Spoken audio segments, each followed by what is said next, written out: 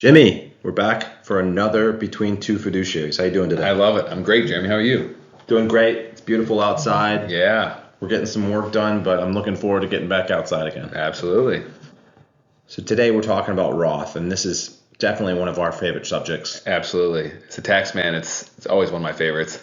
No doubt. I mean, it's got a lot of different nuances, a lot of different ways you can go. We're not going to capture everything here in this short video, but we're going to try to give you, the listener, an idea about what you can do from a contribution standpoint, what you can do from a withdrawals perspective, and then what are some of the benefits in terms of growth Right. that you get tax-free. Yeah.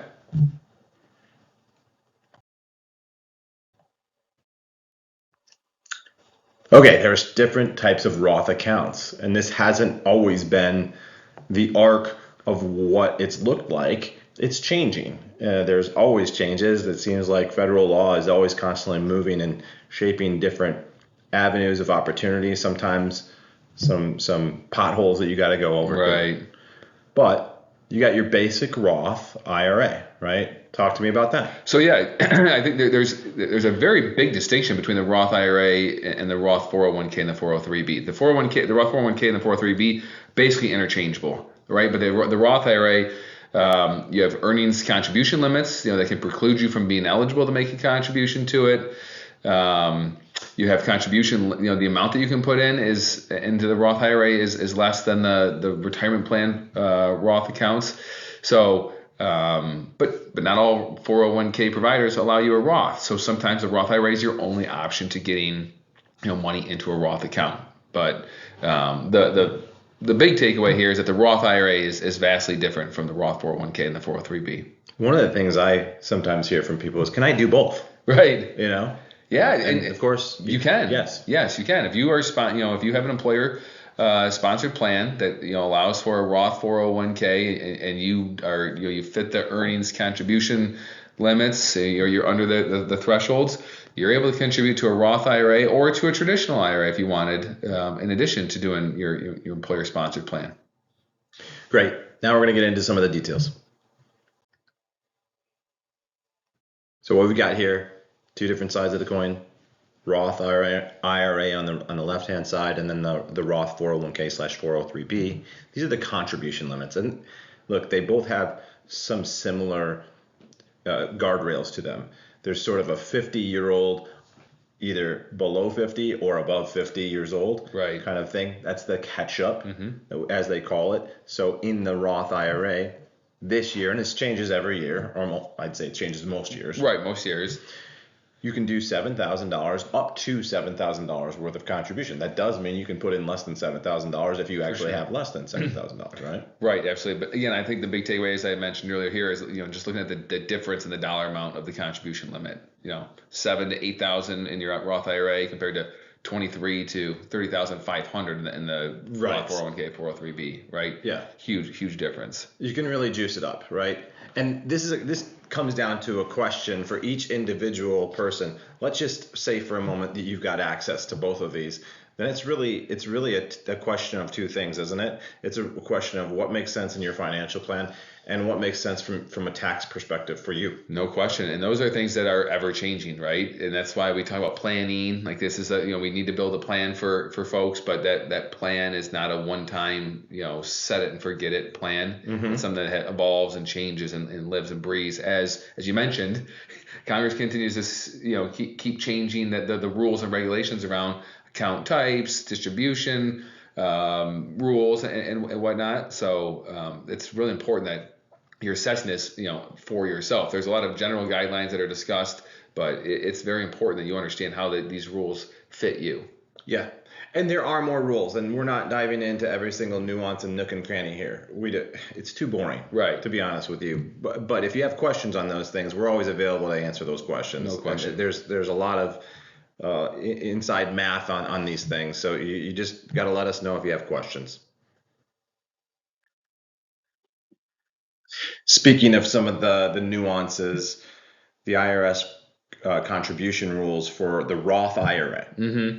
This is based on your filing status from a tax perspective, number one. Right. And then it's about your income. Right. Number two. So as a single person, if you're less than 146,000, you're good to go. Right. Right. And then you get into that bandwidth between 146 and 161, you're going to have some sort of reduced contribution level. It's staggered. Right. And then above 161,000, no bueno. You can't go there. And I think it's important that we point out here that when we're talking about those income numbers, that they're talking about what they refer to as MAGI, or as modified adjusted gross income. So this is not your taxable income. This is your modified adjusted gross income, right? This is not your income minus your deductions. This is what your modified adjusted gross income is, which is essentially it is your adjusted gross income plus potential, some add backs to that. Right. So understanding that these income limits are associated with your adjusted gross income. Good call out. And then just to go through the same thing with the married filing jointly. Yep. You've got less than $230,000 as a couple. You're good. Between 230 and 240, it's the reduced play. Right. And above 240, it's a no bueno again. You're out. Yep. So it's really that simple and also that complicated, because this also changes every year. Absolutely. Yeah, we continue to be indexed with inflation, and the numbers move and change. Again, you got to be paying attention to where these figures move and how they apply to you.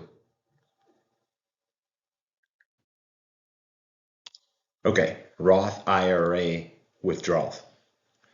This is it's pretty straightforward for the most part. 59.5, who knows why? Right. Why Congress can't just make it 60 or 59 or you have to make it 59.5. Who knows how that gets done in the legislature, but it's weird. And that is your mark in terms of your age that you have to acquire or achieve before you can get out of take a withdrawal without any penalties or taxes that you have to pay on it, right? Correct, exactly. And 59.5, why? It's just to be a pain. It really is kind of just a pain, right? Silly, but such is life, and that's the world we live in. So totally. I think one of the important things to think about here, in the second point there, you got to have the account open for 5 years as well to avoid the taxes.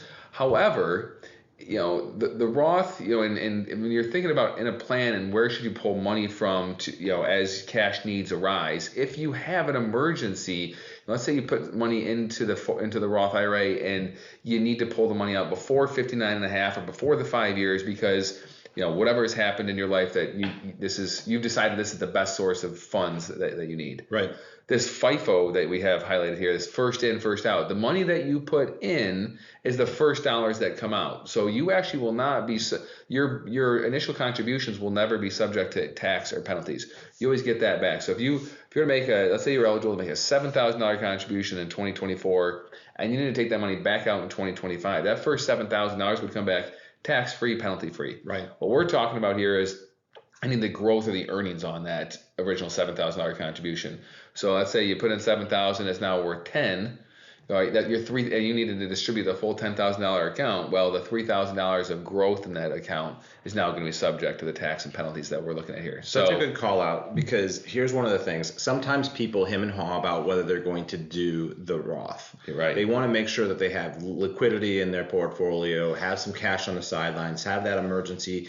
A lot of people just feel comfortable with cash in their checking or their savings account. Mm-hmm. That's fine. Right. We're not trying to change that. What we're trying to do is educate you and let you know that if you did put it in there, you can get that principal back out. That's exactly right. And so that doesn't go away. Right. So it's not a 1 year and done type of thing. It's an ongoing piece. No question. So, folks, if you're on the ledge, so to speak, jump. Right. Jump at the Roth because it's good for you. Right. Agreed. So there's exceptions to that 5-year rule. You can get into a whole bunch of different stuff here. Just a couple of things to call out. There's a first-time home purchase up to $10,000 per your lifetime that you could take out penalty-free, tax-free in order to use that as a down payment. Right. There's a death and disablement clause. There's other ones associated with health and wellness and so forth. Yeah, those are, those, I feel like those are pretty rarely, it's pretty rare that we see those, applying to somebody's actual distribution. I think another thing to think about is, generic financial planning would tell you, as you are living and saving into your retirement accounts, that the Roth IRA would be the last bucket of account type that you'd want to tap to provide you retirement income, right? So the generic income, or the generic planning would say, take from your taxable accounts first, then your tax deferred, your traditional IRAs, and lastly would be the Roth IRAs. Not always the case for everybody, but just something to keep in mind here that general financial planning guidelines are, take from the Roth IRA last. Right. And remember, folks, I just think it's worth saying here is that you're always talking about after-tax dollars that's going into the Roth or into your 401k. Correct. So it is not the traditional IRA. It is not the pre-tax version of the 401k. Just remember that. One of the other differences here too is that unlike other qualified retirement accounts, the Roth doesn't have any required minimum distributions, RMDs. Still that's a huge difference right now too, right? I mean, when you think about how significant some of those withdrawals are for individuals, as they get up in age, their life expectancy factor drops, the amount of money they have to take out from their pre-tax IRA continues to increase year after year, right? Mm-hmm. And then compare that to its counterpart over here on the Roth side, and there are no distribution requirements. That's a big difference because, it's a great position to be in for folks, but we see a number of clients that they don't need the money. But it doesn't matter if you need it or not. The government is telling you this is a required minimum distribution. That's right. So huge difference that when you get into retirement, I don't have to touch the Roth IRA, but the pre-tax IRA, I do have to start following guidelines based on my age and the account balance. Right. And what does it do for you? It continues to grow tax-free in that account for as long as you live, and then you'll have your beneficiaries. This is why we kind of say here it's a great intergenerational wealth transfer. Tax-free as well. Tax-free for the next generation or whoever it is that your beneficiary is on that, right? Right, exactly. So it's just really good. So follow the rules and achieve tax-free withdrawals. That's the bottom line. Absolutely.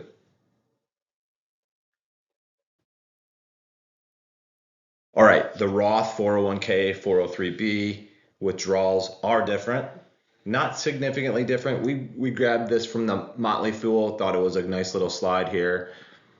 Qualified withdrawals are tax-free. Yeah. Kind of same rules, right? Exactly. You follow the basic guidelines and you're in the clear.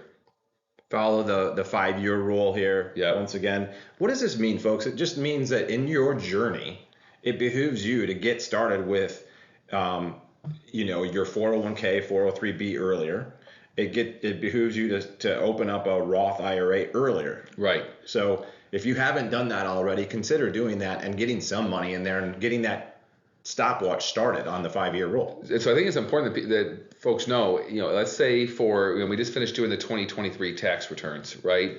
If you had made a contribution for the 2023 tax year, even if you did it in 2024 before you filed on April 15th, that essentially started your clock on January 1st of 2023. Nice. Yeah. Right. So you could have made that contribution April 15th, 2024, and you get credit for it all the way back to January 1st, 2023. It's not very often that the tax code will actually give you those benefits where you can kind of go back in time, and this is one of those rare exceptions. Absolutely. All right, so you must follow the minimum distribution rules here. Right. So that is different. So if you've got you're subject to RMDs at a certain age, right? It kind of depends on when. Right now, most people are going to be at the 73 years old. Yep. Okay. So you're going to have to take RMDs out of this, unlike the Roth IRA, the Roth 401k, 403b. You're going to have to take the RMDs. It's why do we have these differences? I don't know, but as a planner, it's this is important that we're able to help provide context and guidance around the different rules that apply to the different account types. Correct. Now there's still some guidance coming out. Yeah. There's like 2024, the RMD rule for these plans is probably going to change. It's a question mark of how it affects the older plans versus the brand new plans. It's something to look into, folks, but right now here's where you're at. Right, exactly. You can roll the 401k into a Roth IRA. Exactly. Yep. Awesome. So it's typically what you'll see, the options when you're, if you ever have done a rollover and you're from an employer sponsored plan and you have a a Roth 401k and you click that you're going to do a rollover or you're submitting paperwork, you'll see that the account type that you can transfer into it is a Roth IRA. Yep, it's awesome, beautiful. Early withdrawal penalties apply before you're 59 and a half. Same thing as the IRA side. Right. And then lastly here, you may be able to borrow against it. This is all dependent on your plan sponsor, right? They have the option of putting that feature in terms of borrowing against it, and then some folks have decided not to even enter into that mixture at all. Yeah, again, you have your general guidelines is what rules that can apply, and how the different employers choose to apply those to the plan is up to them. But yeah, yes, important to understand. You could, usually not advisable, but you could. Good point. All right, so look, we just want to give people an idea of what kind of growth you can achieve here within a Roth IRA as an example. Mm-hmm. So using the $7,000 figure as your contribution. So just straight line math on this, sort of on the time value of money piece.